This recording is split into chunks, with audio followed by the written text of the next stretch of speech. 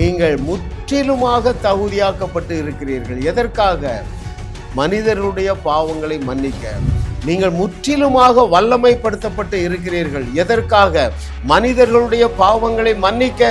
இந்த யோவான் 14:12 நீங்கள் ஏற்றுக்கொள்ளுவீர்கள், வாழ்க்கை ஏற்றமிக்கதாக மாறிவிடும்.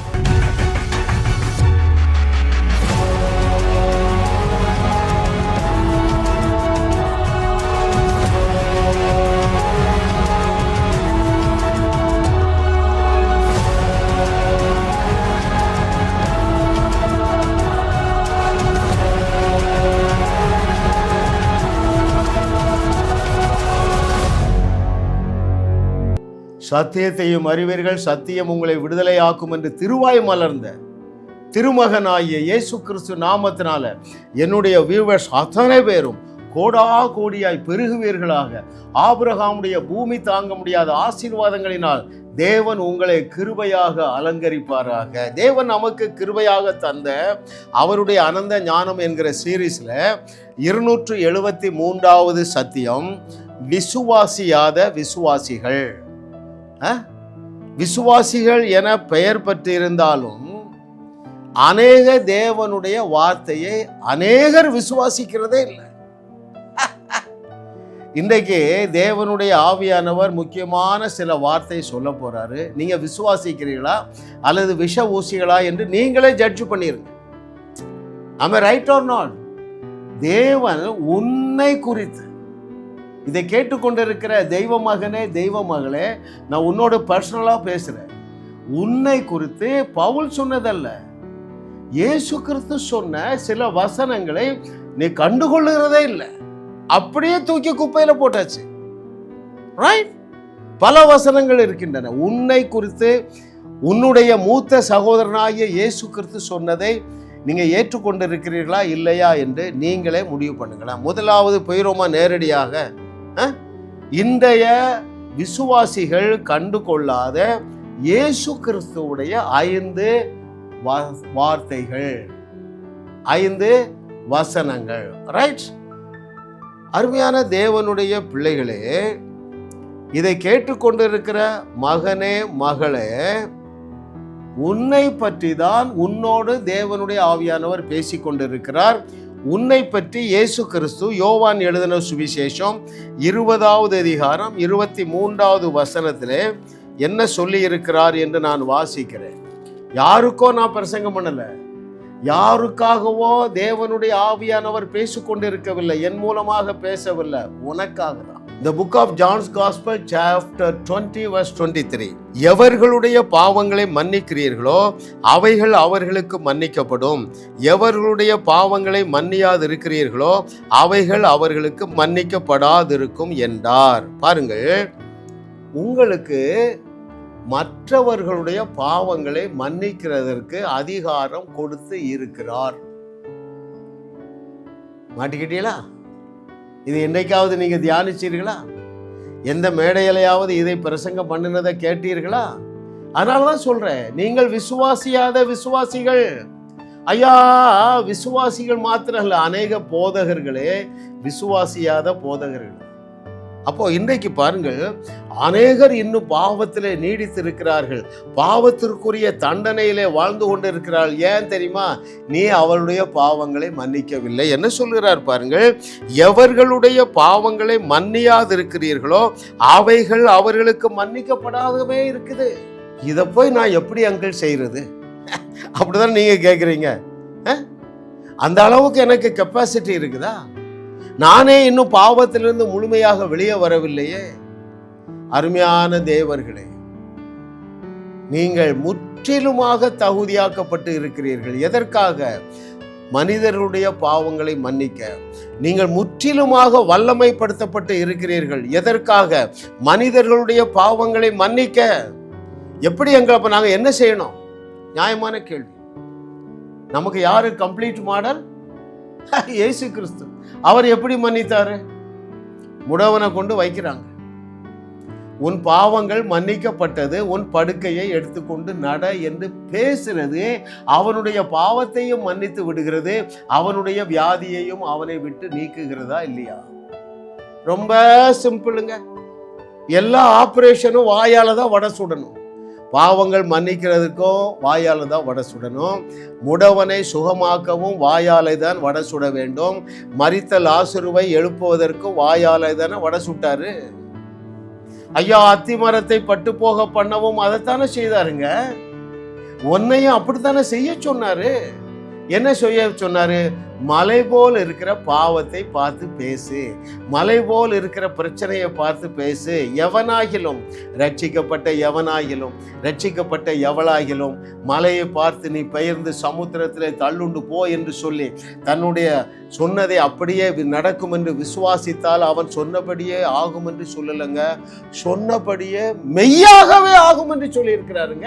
மெய்யாகவே நான் சொல்றப்பா, நீ சொன்னபடிதான் ஆகும். மலையும் பெயர்ந்து சமுத்திரத்தில் தள்ளுண்டு போகும், அவனுடைய பாவங்களும் மன்னிக்கப்படும் என்று சொன்னவர் பொய் சொல்றதுக்கு மனுஷனா? இதை யார் சொன்னாரு? நீ யாருடைய பாவங்களை மன்னிக்கிறாயோ அவருடைய பாவங்களை பரலோகம் மன்னிக்கும் என்று சொன்னது பவுல் இல்லைங்க. பவுலும் சொல்லலை, எலியாவும் சொல்லலை, எலிசாவும் சொல்லலை. யார் சொன்னதுங்க? தேவகுமாரனை சொல்றாருங்க. அதனாலதான் நான் அதை சீரியஸா எடுக்கிறேன். அல்லேலூயா. நீங்கள் மன்னிக்காததுனாலே அநேகர் பாவங்களிலே மரிக்கிறார்கள். ஹல்லேலூயா. ஓ, thank you Lord for your goodness. இதை எப்படி அங்கிள் நம்புறது? என்னால இதை விசுவாசிக்கவே முடியலையே. ரைட்? என்னுடைய செய்திகளை கேளுங்கள். இன்னொரு காரியத்தை நான் இதில் வலியுறுத்த விரும்புகிறேன். உலகத்தில் உள்ள அத்தனை பேருடைய பாவங்களையும் சிலுவையிலே இயேசு கிறிஸ்து சுமந்து தீர்த்து விட்டாரா இல்லையா? கொஞ்சம் சிந்திங்க, ஆன்சர் ஈஸியாக கண்டுபிடிச்சிடலாம். ரட்சிக்கப்பட்டிருக்கிறவர்களுக்காக மாத்திரமா அவர் ரத்தம் சிந்தினாரு? இல்ல, உலகத்துல பிறந்த அத்தனை பேருடைய பாவங்களையும் போக்குவதற்காக இயேசு கிறிஸ்து சிலுவையிலே ரத்தம் சிந்தினாரு. பரிகாரம் பண்ணிவிட்டார். அவர்களுக்கும் நமக்கும் என்ன வித்தியாசம்? சிலுவையிலே அவர்களுக்காக சிந்தப்பட்ட இரத்தத்தை அல்லது அவர்களுக்காக செய்யப்பட்ட பரிகாரத்தை அவர்களால் ஏற்றுக்கொள்ள முடியும். அவருடைய நாமத்தின் மேல் விசுவாசம் உள்ளவர்களாய் அவரை ஏற்றுக்கொண்டவர்கள் எத்தனை பேர்களும் இயேசு கிறிஸ்து தேவனுடைய குமாரன் என்று ஏற்றுக்கொண்டோம். நம்ம ரட்சிக்கப்பட்டிருக்கோம்பா. ஆனால் அவர்களுக்காகவும் பரிகாரம் பண்ணப்பட்டாயிற்று. அதனாலதான் நான் தைரியமா இயேசு கிறிஸ்துடைய வார்த்தையில நிற்கிறேன். கண்மலையாகி அவருடைய வார்த்தையில நிற்கிறேன். சம்மட்டி போல இருக்கிற அவருடைய வார்த்தையில நிற்கிறேன். நீ தைரியமா பேசு. ஒரு ஆளை நீ ஹீல் பண்ற, ஆஸ்பத்திரிக்கு போறீங்க, ஹீலிங் மினிஸ்ட்ரிக்கு என்ன செய்யணும்? ஒரு ஸ்திரீ இருக்காங்க, உன் பேர் என்னம்மா? சுப்பம்மா. இயேசுவின் நாமத்தினால சுப்பம்மாவுடைய பாவங்கள் மன்னிக்கப்படுவதாக. இயேசுவின் நாமத்தினால சுப்பம்மா நீ எழுந்து நட, பேசு மகனே, பாவமும் மன்னிக்கப்பட்டுரும், வியாதி நீங்கிருமே. ஏன்? நீ சொன்னபடியே ஆகும் என்று சொன்னார் ஐயா. ஐயா, இதை கேட்டுக்கொண்டிருக்கிற தெய்வ மகனே, தெய்வ மகளே, நீ சொன்னபடியே ஆகும் என்று சொன்னார் ஐயா. அவர் வார்த்தைக்கு கீழ்ப்படிந்து சொல்லு மகனே, மன்னிக்கப்படு என்று சொல்லு மகனே, சுகமாகு என்று சொல்லு மகனே. அப்படித்தானங்க சொல்லி சொல்லி அடிச்சார். அவர் மாத்திரமா சொல்லி அடிச்சார். எலியா, எலிசா, தாவீது, இயேசு கிறிஸ்து, பேதுரு, பவுல் சொல்லி சொல்லி அடிச்சாங்களே. இன்றைக்கு உன் தலையை எடுப்பேன் என்று சொன்னானே, அவர் சொன்னபடியே ஆயிற்றே. அல்லேலூயா. கர்த்தரை தெய்வமாக கொண்ட நீங்கள் பாக்கியவான்கள். ஏனென்றால் நம்முடைய நாவிலே சூப்பர் நேச்சுரல் பவர் இருக்கு. அதை குறித்து நாலேஜ் இல்லை. பாருங்க, 35 ஆண்டுகளாக நான் தேவனுக்கு பணியாற்றுகிறேன். முதல் 25 ஆண்டுகள் பகுதி நேரமாக பணியாற்றினேன். என்னுடைய சொந்த தொழிற்சாலை சென்னை அம்பத்தூர் எஸ்டேட்டில் இருந்தது. என்கிட்ட 100க்கும் அதிகமான நபர்கள் வேலை பார்த்தார்கள். அதன் பிறகு இப்பொழுது 10 ஆண்டுகளாக முழு நேரமாக பணியாற்றுகிறேன். இப்போ ஒரு 7 வருஷமா எண்ணற்ற அற்புதங்கள் நான் பேசும்போது நடக்குது. ஐயா, அந்த 7 வருஷம் மாத்திரம் அது என் நாவல இல்லை. நான் மறுபடி பிறந்த பொழுதே இயேசு கிறிஸ்து செய்யாத மிகப்பெரிய அற்புதங்களை செய்யக்கூடிய ஆற்றலினால் பரலோகம் என் நாவை நிறைத்து வச்சிருந்தது. யாரும் சொல்லித்தர உன் ஜபம் போதாதுப்பா, நீ 40 நாள் உபவாசம் பண்ணாதான் அற்புதம் செய்ய முடியும் என்கிற பொய்யை நம்ப வைத்துட்டாங்க. ஒரு அற்புதம் கூட செய்யலைங்க. 25 ஆண்டுகளாக ஒரு அற்புதமும் செய்யவில்லை. கிருபை பாருங்க, இப்பொழுது ஒரு நாள் கூட அற்புதம் செய்யாத நாளே இல்லை. இது கர்த்தராலே ஆயிற்று. ஐயா, இந்த வல்லமை உன்னுடைய நாவிலே இருக்கிறது. இயேசு கிறிஸ்துவை பின்பற்றி, ஏனென்றால் அவரே நம்முடைய முழு complete model. Hallelujah. Oh, what a loving daddy we have. அந்த தேவன் உன்னுடைய நாவிலே பாவிகளுடைய பாவங்களை மன்னிக்க அதிகாரத்தையும் வல்லமையும் கொடுத்திருக்கிறார். ஹல்லேலூயா, ஹல்லேலூயா. இரண்டாவது பாருங்கள், விசுவாசிக்காத விசுவாசிகள் தலைப்பில் தியானிக்கிறோம். இயேசு கிறிஸ்து ஒரு பஞ்ச் அல்ல, 2 பஞ்சு கொடுத்தாலும் நாங்கள் அந்த வார்த்தையை சீரியஸாக எடுக்க மாட்டோம். மெய்யாகவே என்று சொல்றார். எதுல? மலை போல இருக்கிற பிரச்சனையை பார்த்து பேசினா அது தன்னாலே சமுத்திரத்துக்குள்ள தள்ளுண்டு போகும் என்று மெய்யாகவே சத்தியமா சொல்றேன்னு சொல்றாரு. அதையும் நீங்க கவனிக்கிறது இல்லை, கண்டுகொள்ளுகிறதே இல்லை. இந்த இடத்துல இப்போ ஒரு வசனம் வாசிக்க போற, டபுள் பஞ்சு கொடுக்காரு. Verily verily I say unto you. ஐயா, மெய்யாகவே மெய்யாகவே சொல்றேங்கிறாரு. அந்த வசனத்தையும் நீங்க கண்டுகொள்ளுகிறது இல்லை. ஆகையினால் தான் உங்களுக்கு பேரு விசுவாசியாத விசுவாசிகள். ஆகையினால் தான் உங்களுக்கு பேரு விஷ ஊசிகள். தப்பா நினைக்காதீங்க. நான் உங்க மேல அன்பா தான் இருக்கிறேன். உங்களை நான் வெறுக்கிறது இல்லை. நான் யாரு உங்களை வெறுக்கிறதுக்கு? தேவன் எல்லாரும் மேலேயும் அன்பா தான் இருக்கிறார். விசுவாசியாதவர்களை அவர் ஏற்றுக்கொண்டு இருக்கிறார். ஆமே, அவர் ஏற்றுக்கொண்டு இருக்கிறபடினால. ஆமே, நீங்க வாசிக்கிறேன்னா அந்த வசனத்தை, டபுள் பஞ்சு வசனத்தை வாசிக்கிறேன். யோவான் எழுதின சுவிசேஷம் 14வது அதிகாரம் 12வது வசனம். The book of John's Gospel chapter 14 verse 12. Very very important word of God. இயேசு சொல்லுகிறார், மெய்யாகவே மெய்யாகவே நான் உங்களுக்கு சொல்லுகிறேன், நான் என் பிதாவினிடத்தில் போகிறபடியினால் என்னை விசுவாசிக்கிறவன் நான் செய்கிற கிரியைகளை தானும் செய்வான், இவைகளை காட்டிலும் பெரிய கிரியைகளையும் செய்வான். எப்படி சொல்றாரு? உண்மையா சொல்றேடா, சத்தியமா சொல்றேடா, மெய்யாகவே மெய்யாகவே சொல்றேன்டா. நீ என்ன செய்வீங்க? நான் செய்ததை விட பெரிய கிரியைகளை செய்வீங்க. இதை நீங்க விசுவாசிக்கலன்னா நீங்கள் விசுவாசம் இல்லாத விசுவாசிகள் தானே. இது யாருங்க சபையில டிஸ்கஸ் பண்ற? யாரு இதை பிரசங்கிக்கிறா? ஹல்லேலூயா. Oh, what a loving daddy, what a loving daddy, what a loving daddy. ஹல்லேலூயா. இன்னொரு ஆங்கிள் இதை பார்க்கணுங்க. இயேசு செய்த அளவுக்கு நாம அற்புதம் செய்தா 800 கோடி மக்களை சந்திக்க முடியுமா? யோசிங்க. 8 பில்லியன். இயேசு கிறிஸ்து காலத்தில் ஒரு 10% விட இருந்திருக்கலாம். 80 கோடி ஜனங்கள் தான் இருந்திருப்பாங்க. அந்த 80 கோடி ஜனங்கள் மத்தியிலே இந்த பேதுரு பயங்கரமான அற்புதங்களை செய்ததுனால 3000 பேர் 5000 பேர் ஞானஸ்நானம் எடுத்தார்களே. நம்முடைய வாழ்க்கையிலே 3 லட்சம் பேர் 5 லட்சம் பேருக்கு நாட்கள் வந்து விட்டன. நாம் ஞானஸ்நானம் கொடுக்க போறோம். ஆமே, பேதுரு நம்மளை விட சிறந்தவன் கிடையாதுங்க. ஹல்லேலூயா. Oh, what a loving daddy. கர்த்தரை தெய்வமாக கொண்டிருக்கிற நாம் பாக்கியவான்கள். ஏன் அவனுக்கு அந்த பாக்கியம் இல்லைன்னு நான் நம்புறேன் தெரியுமா? இந்த புஸ்தக வடிவில் இல்லை. ஒரே ஒரு புஸ்தக சுருள் எங்கேயோ இருந்ததுங்க. அந்த பேதுருவாலே பேதுருவாலே நம்மை போல தியானிக்க வாய்ப்பு இல்லை. அதனாலதான் சொல்றேன், பேதுருவை விட பெரிய பாக்கியவான்கள் நாம். ரைட்? ஐயா, நீங்கள் வீட்டில் இருந்து கொண்டு உங்க மொபைல் போன்ல பாக்குறீங்களா இந்த செய்தியை? இந்த வாய்ப்பு பேதுருவுக்கு இருந்ததா? அவனே என்ன செஞ்சான்? தண்ணீர் மேல நடந்தான். அவனே என்ன செய்தான்? நிழல் படும்படியாக நடந்து போனானே. அவன் செய்ததை விட பெரிய காரியங்களை அட்டம் பண்ணானே. அதுல எழுதியிருக்குது, எல்லாரும் சுகமானார்கள். பேதையாகிய கோமாளியாகிய பேதுரு நிழல் பட்ட எல்லாரும் சுகமானாங்க. ஹல்லேலூயா. மெய்யாகவே மெய்யா. சீரியஸா இருங்க. யாரை தேடுறா தெரியுமா? டிஜிஎஸ் தினகரன், பென்னிகன், இவர்களை போல உயர்மட்ட மக்களை மாத்திரமல்ல, சாதாரண மக்களை தேடுறாருங்க. சாதாரண மக்கள். நீ அப்படிதான் நினைக்கிறாங்க, உங்களுக்கு தெரியாது. நாங்கெல்லாம் ரொம்ப சாதாரண. ஐயா, உன்னோடு தான் தேவன் பேசுகிற. எப்படி சொல்ற? நீ தானே இதை கேட்கிறா. கடந்த 15 நிமிஷமாக கேட்கிறாயே, உனக்கு விளங்குத நான் பேசுற லாங்குவேஜை? உன்னோடு தான் பேசுகிறார். என்ன பேசுகிறார்? தம்பி, நான் செய்ததை விட பெரிய கிரியைகளை செய்வார். இதை விசுவாசிப்பாயா மகனே? இதை விசுவாசிப்பாயா? வாழ்க்கை உனக்கு இன்பமயமாக மாறிவிடுமே. உன்னுடைய பொருளாதார தேவைகள் சந்திக்கப்படுமே.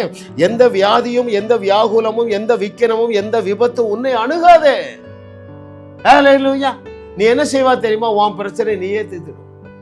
இந்த வசனம், எந்த வசனம்? அவர் செய்ததை விட பெரிய கிரியைகளையும் செய்யக்கூடிய ஆற்றல் எனக்குள்ள இருக்கிறது என்கிற வார்த்தையை உனக்கு மாம்சமாகிவிடும் என்றால் பவுலை போல செயல்படுவாய். பவுலுக்கு வந்த ஆபத்துகளிலே தன்னைத்தானே காப்பாற்றி கொண்டான் அல்லவா? ஒரு விசை விரியன் பாம்பு அவனை கடிக்கிறது, கவலையே படலை. அங்க நெருப்பு இருக்குது, கொஞ்சம் தூரம் போய் இப்படின்னா அங்க விழுந்துட்டு தன்னுடைய பிரச்சனை அவனே தீர்த்து கொண்டான். சிறைச்சாலை கதவை தானே திறந்து கொண்டான். ஆமா, ரைட் ஆர் நாட்? சிறைச்சாலைக்குள்ள போய், ஆண்டவரே உங்களுக்கு தானே ஊழியம் செய்த ஆண்டவரே, எப்படியாவது எங்களுக்கு விடுதலை தாங்கன்னு சொல்லியிருந்தா அவன் அங்கே செத்துருப்பான். சத்தியத்தை அறிந்தனா எங்கே துதி உண்டோ அங்க விடுதலை உண்டு. அவனே தனக்கு தீர்வை கொடுத்து கொண்டான். எத்தனை பேர் கவனிக்கிறீங்க? அது மாத்திரமல்ல, எலிமா தொந்தரவு பண்றான், ஊழியம் செய்ய விடல. உடனே சீலா பக்கத்துல இருக்கா, சீலா நீ அங்க போய் முழங்கால நில்லுப்பா, இவன் தொந்தரவு நிற்கணும். அப்படி செய்யவில்லை. சில காலம் உன் கண்கள் குருடாகவாதாக, சில காலம் நீ குருடா இருப்பா சொன்னா பாருங்க, பரலோகம் அந்த வேலையை செஞ்சுட்டுங்க. Hallelujah. Oh thank you Lord for your good. ஆனால தான் நான் தைரியமா பஞ்ச் பண்றேன். நீயும் வாழுவாய், நீ வையகத்தையும் வாழ வைப்பாய். ஹல்லேலூயா. கர்த்தரை தெய்வமாக கொண்ட நீங்கள் பாக்கியவான்கள். எந்த வியாதியை நீங்கள் ஏற்றுக்கொள்ள மாட்டீர்கள். கர்த்தரை தெய்வமாக கொண்ட நீங்கள் பாக்கியவான்கள்.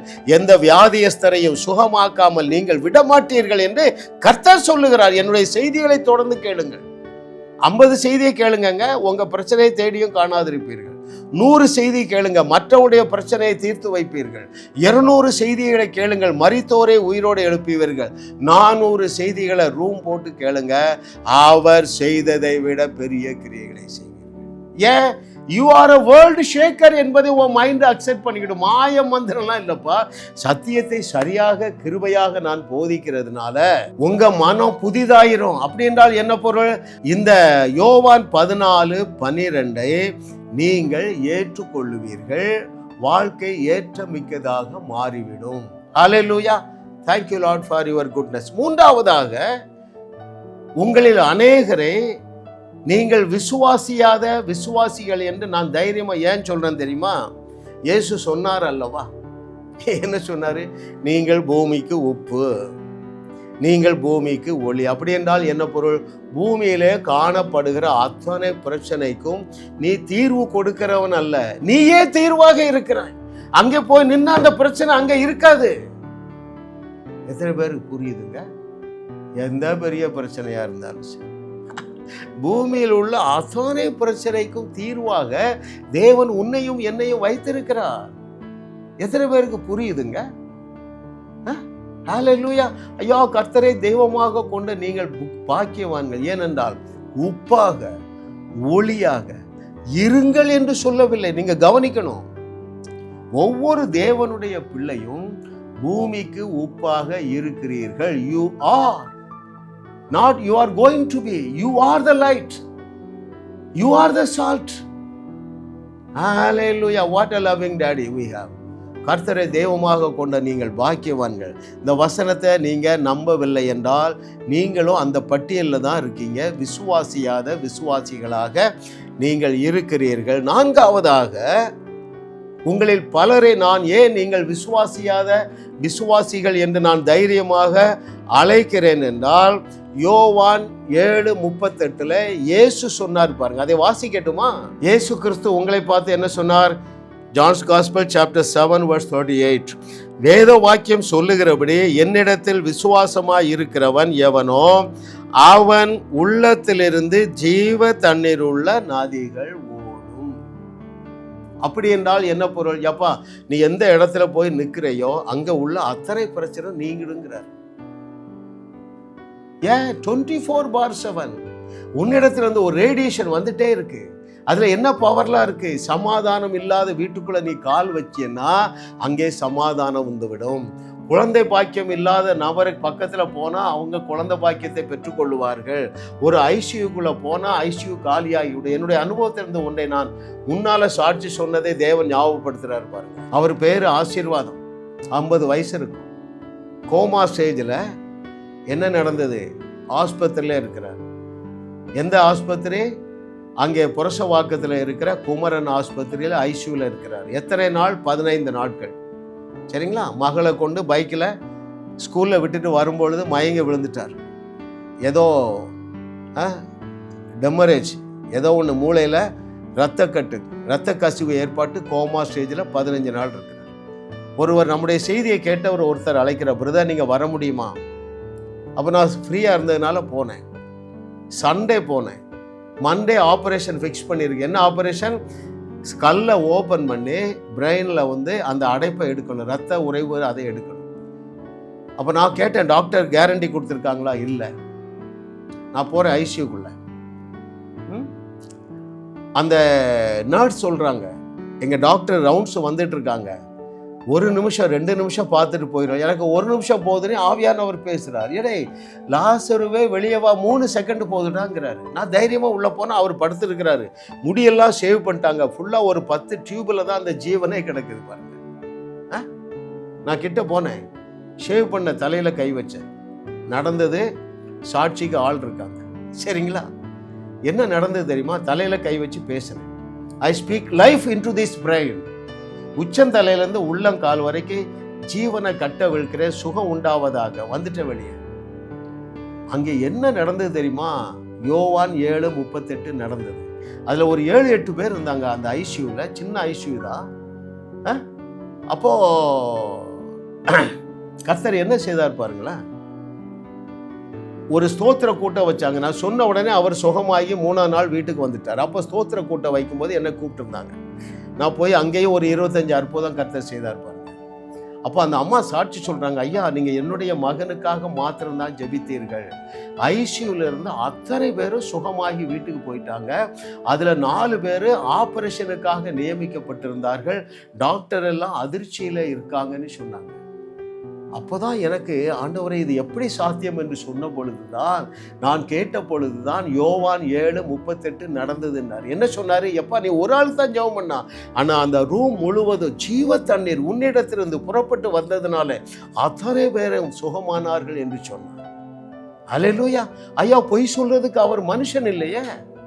நீங்க இந்த வசனத்தை ஏற்றுக்கொள்ளலைன்னா நீங்க விசுவாசிகள் தானே.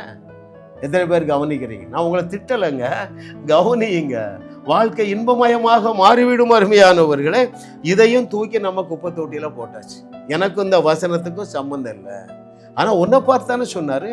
அதுக்கு தேவையான தகுதி இருக்க, ஒரே ஒரு தகுதி தானே சொல்றாரு.